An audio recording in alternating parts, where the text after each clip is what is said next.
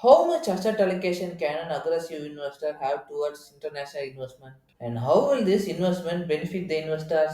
Our chief financial planner, Mr. Ramalingam, will guide us through.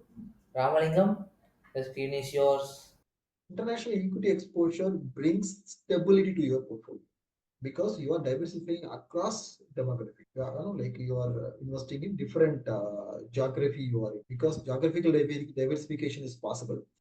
US market, Indian market, UK market may not behave at the same pattern. They may behave in a different pattern. So diversification can be really helpful there. As you are already investing in Indian equity market, Indian market is a very good sample of developing market. So when you want to geographically diversify, you can go and choose a market which is developed. In the developed market, US could be a very good sample. That way, if you are already having exposure to Indian market, which is a developed market, you can go and invest in US market. So US based international equity funds will be a good option to have. There you can have close to 5% exposure is what you can have. Thanks for your detailed answer.